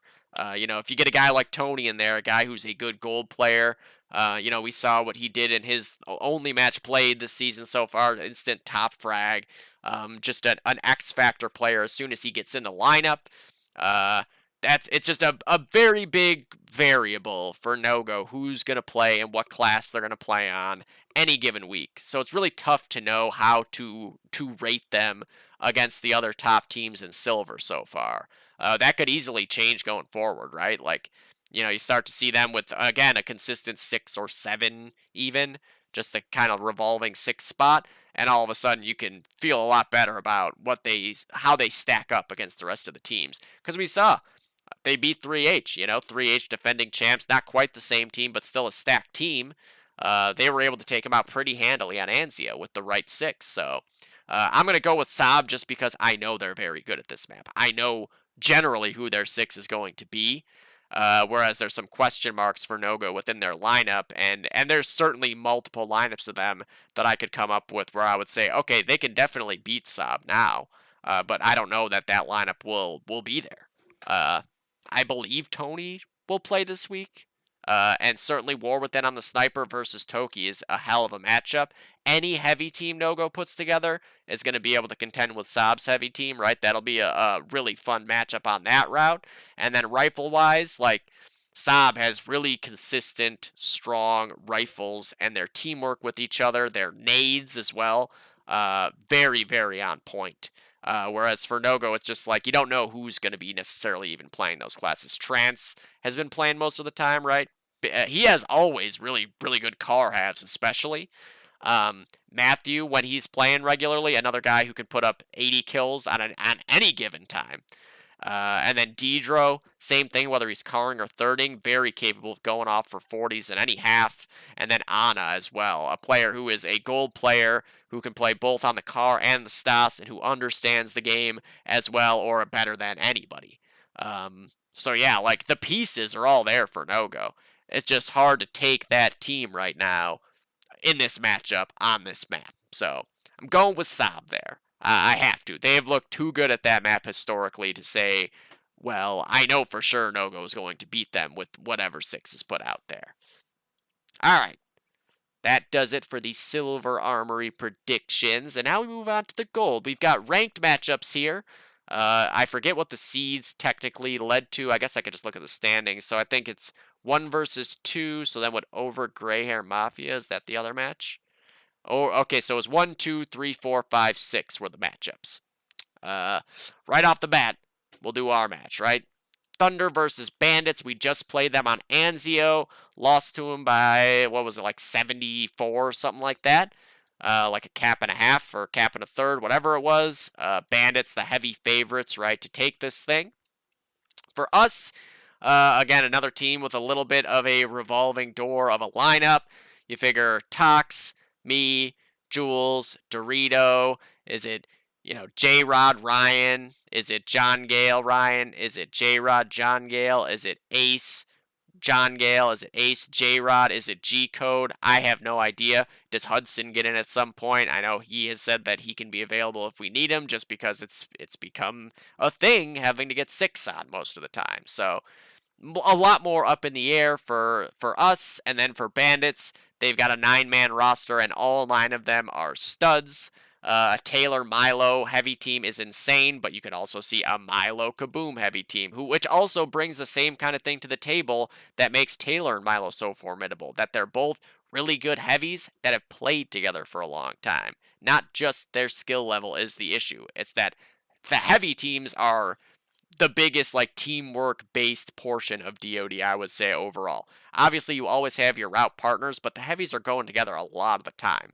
And a lot of the strength that can come from heavies evening things up with snipers and rifles can come from coordinated peaks and understanding the strengths of your partner, things like that. And having players that have heavy together for so long and understanding the way each other play really makes a huge difference in that class. And then sniper-wise, you've got Arachnid or Justin, and then Justin can also heavy with the best of them and rifle with the best of them. You've got Timo, CK, Element, all guys that have been in the top however many in gold as rifles. And fucking Andrew, too, Gall, who is a movie clip machine and plays a lot of the toughest routes as a car, like carring double windows, carring apartments on Railroad 2, carring middle on Harrington. A guy that car, and having been that car for most of my career, it's a very tough job, and being able to put up any level of consistency going those sort of like hard swing routes. I don't know what you'd call them. That's what I'm calling them right now, though. Something that Gall has made a career off of in DoD. This is a good luck, have fun game. It'll be interesting to be on Armory, right? Like, this is a map that is new-ish. By now, I guess you can't really call it new 5 seasons in, but certainly not a map that we've all played for 20 years like most of the other maps are. And it's a map where grenades and aim fights, like that's the biggest thing, which I think is the most fun kind of maps, right? It's not as grenadey as Saints, but like those nades are very important no matter how you cut it. Obviously, Bandits with a couple guys that are notoriously great with their grenades in Timo and CK, and I don't think enough credit is given to Taylor in the same regard, but he is a guy who, maybe he just doesn't get as many like triple grenades as other people, but I put Taylor up in that same class of the guys, like them and PDX and Tox, like these guys who just get a lot of nade kills. It's an acquired taste using grenades that well. Like, I can throw all the grenades, but I feel like, I don't know, I just never get the multi-kill nades that all these other guys get. So yeah, good luck, have fun to Bandits. That game is 10 Eastern Sunday night, so hopefully someone can cast it. It won't be me. It's not quite yet the time for me to be able to cast and play at the same time. Unfortunately for me. All right, over Gray Hair Mafia, the 3 and 4 seeds playing against each other here. So, on the Gray Hair Mafia side of things, you've had Sean and Jesse for sure on the cars, right? Assuming they're both there. And then generally it's been like either Nine or Corey in that third rifle slash Tommy Unter spot. And then if there's someone missing, you see Nine go to the heavy with either ProStar or Riv, whichever one is there. ProStar and Riv generally are the two heavies. Hypnotic and Booten as the other backups, guys who can step in and just instantly be godly. And then on the over side of things, I mean, I've been tooting Over's horn all season, right? And now they've added Nick Patton. Slick Nick Patton added to this team, which makes them that much scarier because now Devin doesn't have to snipe. You get the same kind of instant impact out of your sniper, and having Nick Patton there, who has been, I would say, the best sniper in the game in KTP's run. And then you're able to move that 70 kills that Devin's getting every game onto another even more important class where he can be a real offensive weapon, not getting bogged down and having to scope in on shit, right? To me, that immediately is another massive move here where you could see Over really hit that next level, man. I'm telling you, it's coming. Whatever the line it may be, this is a team that's had, again, a little bit more of a revolving six, but Kum and Saka and 50 have generally been rifling. Mata has also been on the third rifle at times, and then obviously he can snipe too. And then Caffrey on a heavy. You could see Till if he played on a heavy. You could see SZ on a heavy. I'm guessing Devin will end up on a heavy now, maybe. Depends on who's there, because I know that sometimes people are just missing, right? But Devin can play any class and will still get those same 70 to 80 kills. We know Kum can rifle and heavy. It's one of those things where this team just has a whole lot of versatility, and then Nick Patton on a sniper to bring it all together. You can't ask for a better sniper on any team. That is like the team I was already always talking about how scary they can put a lineup out there, right? But when you add that into the mix too, man, you immediately have to put them right up at the top of that gold division as teams that are in those favorite, group to win it all. A big time difference maker of a player in Nick Patton. And this is a map where I can tell you, speaking from personal experience, having played against Nick on this map in Season 1, he gets a lot of kills on it. That's going to be a big, big ask for Pibian. Pibian versus Nick Patton, I think, is as exciting and explosive a sniper matchup as you're going to see, right? We've seen Pibian time and time again go off on these insane streaks, hit these crazy shots. He's very much the young Money B type player or Nick Patton type player who's going to hit those ridiculous shots that are like 1 in 10 for everybody else. Very fast reactions, very good instincts with the scope, and very good in the close and mid-range fights because of their no-scope and pistol acumen. That's a fun fucking sniper matchup immediately on Armory, right? Rifle teams, another fun one. Kum, Saka, 50, or Mata, or Devin, or whoever, or Till, whatever the rifle team is for Over, up against the Sean and Jesse and Nine, or Corey, or Booten, or Hypnotic, whoever it may be. That bridge side is going to be an absolute fucking shit show of movie clips, I think, and movie shots. It's going to be real tough to survive on that bridge for long with the heads that are being ripped off everywhere. On the heavy side, obviously Caffrey, the biggest X factor. Is he heavying with SZ? Is he heavying with Mata? Is he heavying with Devin? Is he heavying with with Till? Whoever it is that Caffrey is heavying with, Caffrey is always the big dog. He is one of the best heavies in the game. One of the few real premier elite heavies there is. And then for the Gray Hair Mafia side, Riv and ProStar, or ProStar and 9, or Riv and 9. Plenty of frag power to be able to match up, but of course a tough ask. Caffrey grinds through everyone pretty much just all the time. Like, it's very rare to see Caffrey have a game where he's not getting 60 plus kills. Man, I don't know. This is a very tough one to me, like on paper and in reality. I'm gonna go with over because I've been on the over hype train all season long. I think that they were like this close to being able to beat Bandits last week as well. Just again, it was like just a couple of either lucky things going the way of over or unlucky things going the way of Bandits, and that game could have 100% gone the other direction.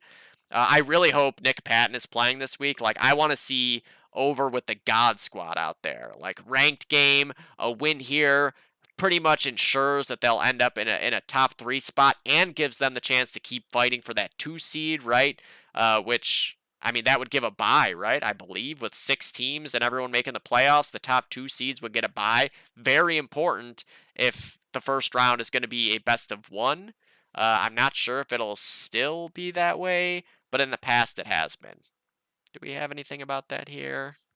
Nothing about playoffs. Yada, yada, yada. Nah, yeah, I don't really see anything about it. But obviously, getting a bye is very, very nice when possible. And if it's going to be a best of 1 first round, it's even more important because shit can happen. You know, pick bans, whatever.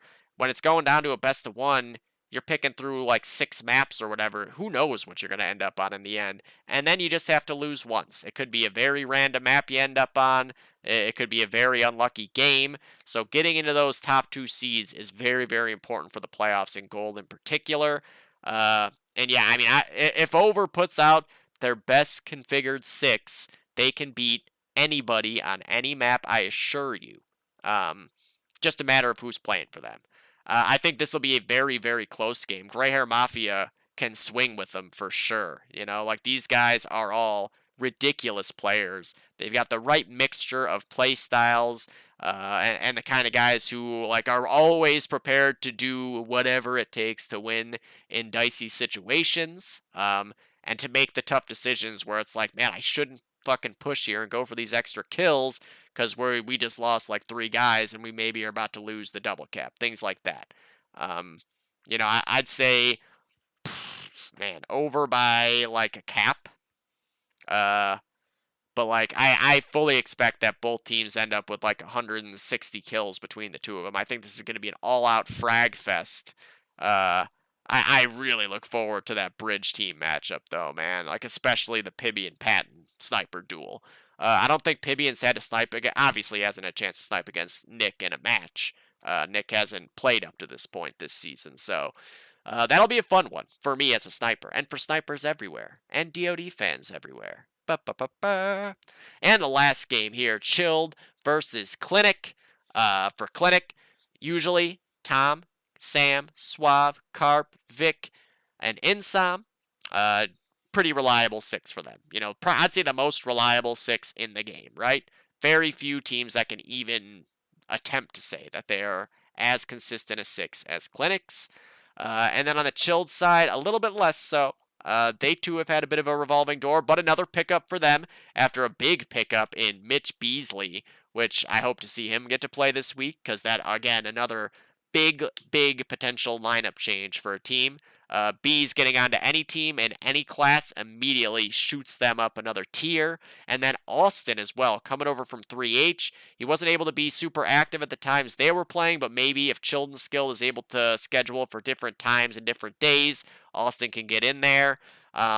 Obviously, there's a few snipers on Chilton Skill. We just saw Raven fill in last week with Hildy missing and do a great job. Hildy, one of the best snipers in the game. Lots of options for Chilton Skill. Chi and Sick generally have been the heavy team and a very, very strong one. That Anzio game still lives on in my nightmares, seeing how crazy they played that entire map. Like, there's just nothing you can do against that heavy team. No one could have done anything. Of course, PB on a car, just one of the best players in the game, period. Hildy on the sniper. Now, Leo, I assume will be back eventually. I think I heard that he will be able to come back in the next couple of weeks, which is, again, huge instantly for Chilton Skilled. If you're putting out a rifle team of, like, Leo and PB and then Insane or Bees, that's fucking scary. Or Austin or Raven.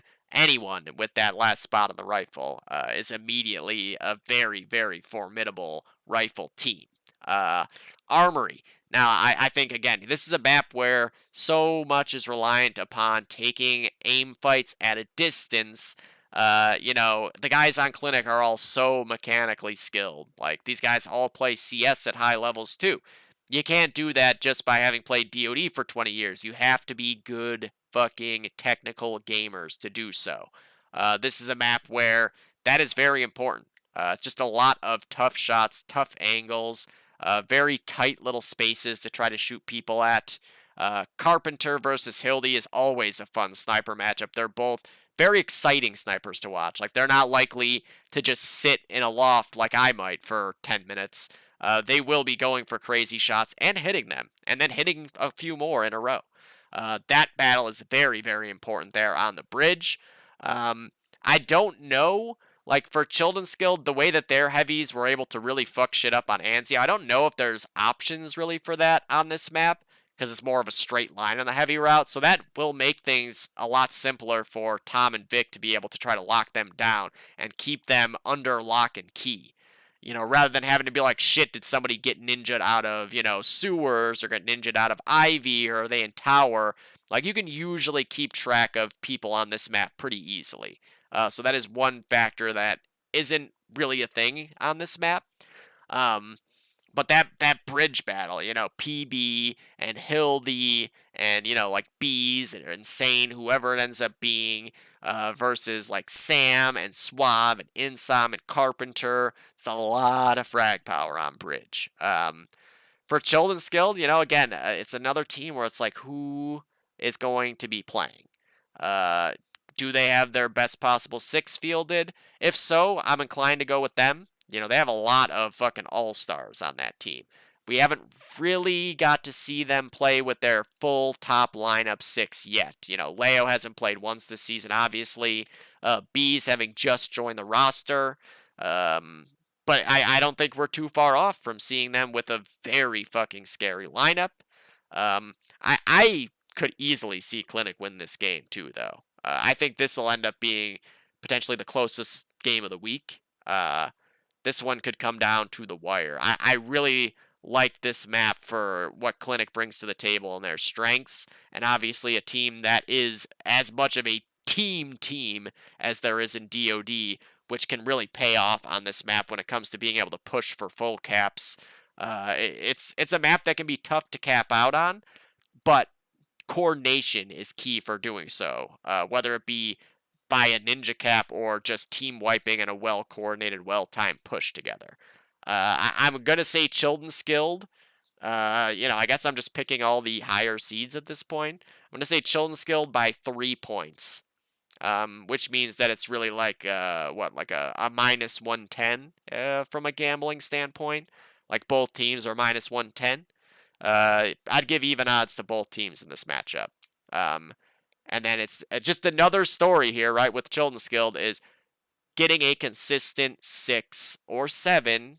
That's where we're at now with a lot of teams is like, they're not going to probably ever have a consistent 6, but just having like that one extra guy even who is swapping in and out of that spot together.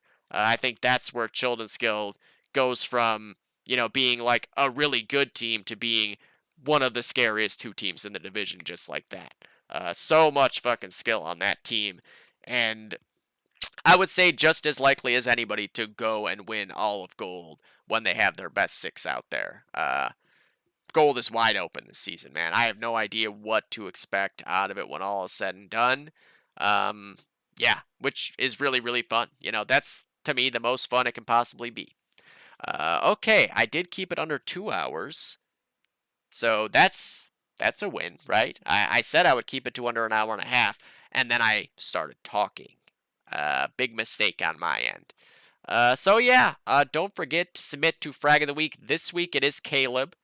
So don't submit. I mean, I guess you could submit it to War Within, but then he's just going to have to send it over to Caleb. But do submit to the Frag of the Week.